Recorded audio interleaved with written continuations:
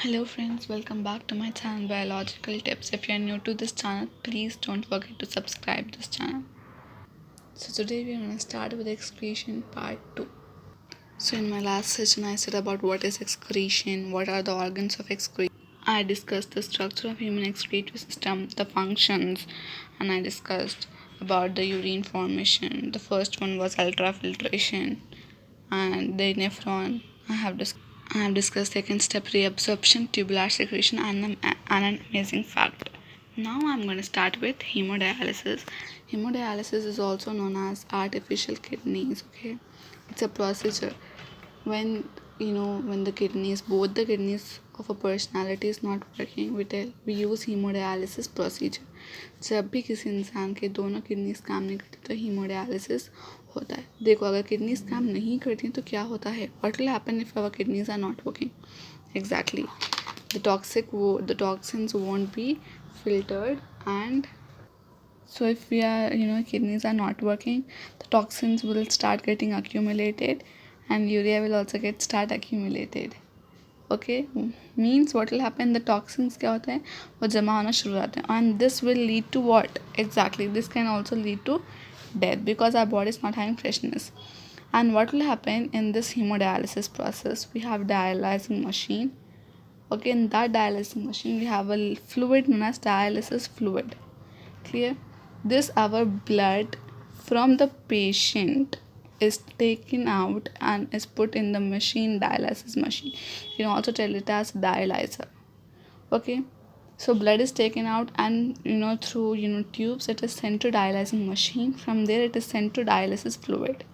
Now what will happen, dialysis fluid is having same concentration of everything as blood except urea. It has every same concentration of protein, same concentration of every and everything, same as blood, but only blood is having urea and dialysis fluid don't have urea. And now here diffusion process goes on. What is diffusion? What will happen now, blood is having high concentration of urea and here it is low, or you can say no concentration. So what will happen, through diffusion this urea jumps into dialysis fluid and in this way blood is purified. Okay, see here, in human, from human it is sent to dialyzing machine, from dialyzing it is sent to dialysis fluid, then blood is purified and that blood is again put back into the human, that is hemodialysis.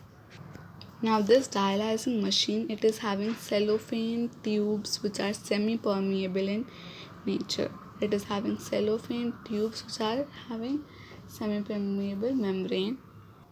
So semi-permeable means what? It only and only allows urea to enter into dialyzing fluid. Others, it don't allow important things like proteins are in this blood, cells are in the blood. They don't travel, or they don't go into the dialyzing fluid, and it mostly takes 3 to 6 hours. And time to time, this dialyzing fluid has to be changed. Why? Because urea content will increase in this. Okay, now we have a question that what is functional units of kidney. If you are seeing my video, you have to answer me what are the functional units of the kidney. Okay, I have already explained in my before video. And now where reabsorption occurs, mostly it occurs in PCT, that is proximal convoluted tube, somewhat in DCT also, distal convoluted. Mostly it happens in PCT. And what it happens in Henle's loop, exactly in Henle's loop ionic balances made. Okay, ions and everything is released. Now I have a simple human excretory system. See, we have to draw bean like two kidneys. Okay, bean like two kidneys, that is a pair of a kidney, and from there you should just draw some straight lines like this with your rough hand, and then join these two ends and these two ends in such a way that it's coming like this, and a small hole like this you can draw. Okay, something like this should join like this. I'm just drawing roughly to explain. Means here it is a hole. Okay, and then here you should just make like this two, and here two, here also two, and here also two, and above somewhat like a triangular shape. See, this is, you should mark with red, that is renal artery which brings the blood in, which is oxygenated blood but loaded with all the waste. Then from here, deoxygenated blood but purified blood goes, that is your renal vein. Then this is your kidney. Kidneys are having millions of nephrons. Above whatever you're having is your adrenal gland. And then these two are the ureters. From they are attached to kidneys and they are ending in urinary bladder. From here, the urine is carried to urinary bladder through ureters, a pair of ureters. Okay, now urinary bladder is filled with, you know what, it is filled with urine, and at the last urine is expelled through urethra from our body. It's so simple diagram, at least you will get at least 3.5 or 4 marks for this simply. Now let us look at some important points. What is excretion? It's a Latin term. Ex means out, crete means shift, that together excretion means outshift from the body. The term homeostasis means ionic balance of the urine. Homeostasis, you should remember this. The most poisonous waste product of metabolism is ammonia. It's not even nitrogen, but it's ammonia. So, what is the kidney's length? Kidney is 10 centimeters in length, 5 to 6 centimeters breadth, and 4 centimeters thickness. Now see, right kidney is placed slightly lower to that of left kidney cause presence of liver. Liver is above present, that is why right kidney is placed slightly lower to the left kidney. Nephrons are also known as uriniferous tubules. They are also known as uriniferous tubules. Now let us see, when the urine has to be passed out from the body, when it has to be expelled, a hormone named vasopressin is released. Why is it released? Because decrease in vasopressin can lead to diabetes insipidus. That is why vasopressin hormone is released when we are about to urinate. Now, what are absorbed in the process of reabsorption? I said reabsorption is mostly done by PCT. What are getting reabsorbed? Yes, exactly. Amino acids, that is the proteins, glucose, vitamins, calcium, potassium, etc. And 75% of water is also getting reabsorbed. Now let us see nephrons. Nephrons are divided into two, Malpighian body and renal tubule. What is Malpighian body? Again, it is divided into Bowman's capsule and glomerulus. Together, Bowman's capsule and glomerulus is said as Malpighian body or else renal capsule. Okay, Malpighian capsule or renal capsule. Now, this glomerulus is divided into afferent arteriole and efferent arteriole. Afferent arteriole, it brings the blood, and efferent arteriole is expelled from the glomerulus. Clear? ED.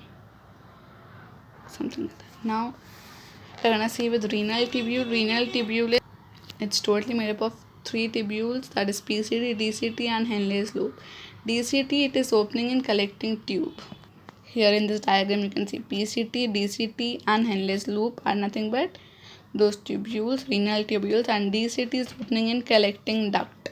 Okay, here they are opening into collecting duct. Now this collecting tube or duct forms pyramids and calyces. Both pyramids and calyces open into pelvis. Okay. Now coming to renal tubule are surrounded by peritubular capillaries, which are from efferent arteriole, and this peritubular capillaries are joined to renal venules. Okay, to make renal venules, and again renal venules are joined to make a renal vein. Remember, veins are more further divided into venules. So these venules, what will happen? Renal venules, they just form together, join, and they make a renal vein. Now let us see the other functions. Ureter, there are 2 ureters. They open into urinary bladder. They pass urine from kidney to urinary bladder, and the movement is peristalsis. Remember, in esophagus also there was peristaltic movement. It's the same with ureter also. It just come into peristaltic movement. Now coming to urinary bladder, here is the way the blood is stored, from which is bought from the 2 ureters, and then there's the storing capacity is 300 to 800 ml. Now it is situated in our pelvic region on the ventral side of rectum and abdomen. Now let us see urethra. Urethra is a tube helping in removal of urine from body. It is 4 centimeters long in female and 20 centimeters long in male.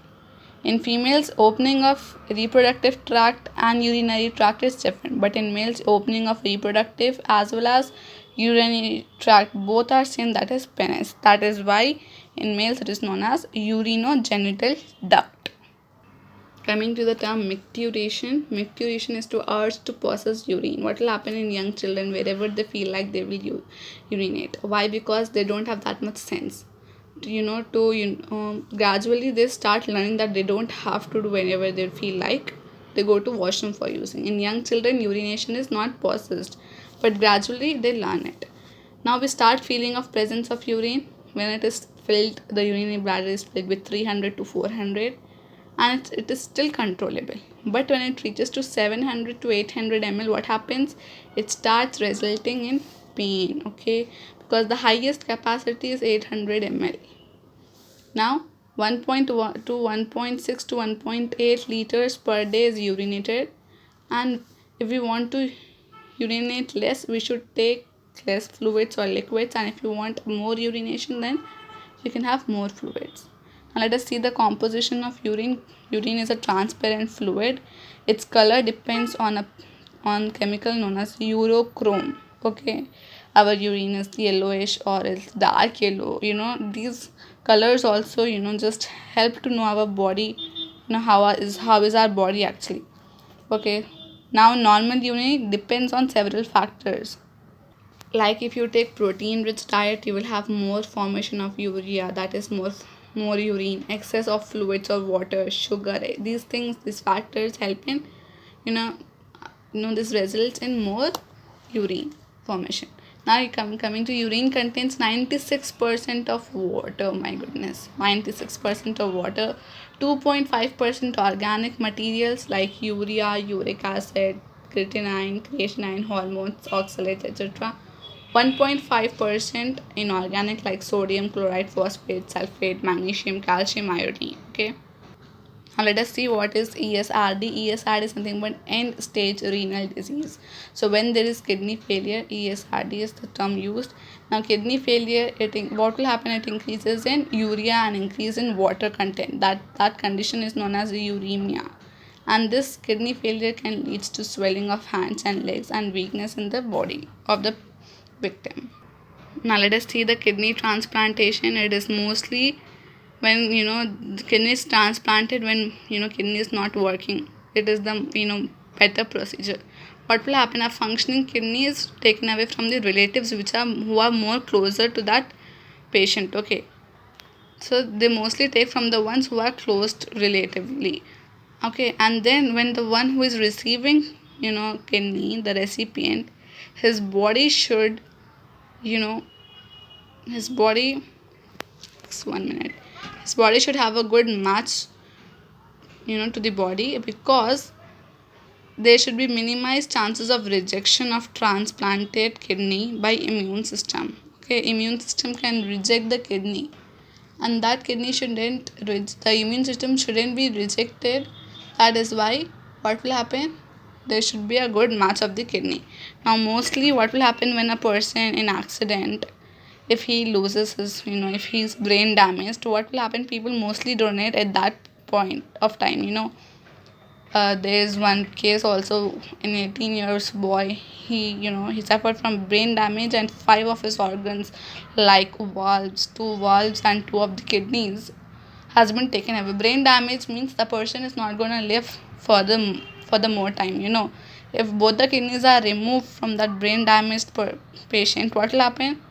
Then kidneys are the vital organs, but still if they are removing, it means that he's not going to suffer more in the life. He's not going to live more. That is why mostly when people suffer from brain damage, parents just tell them, okay, you can they donate their organs.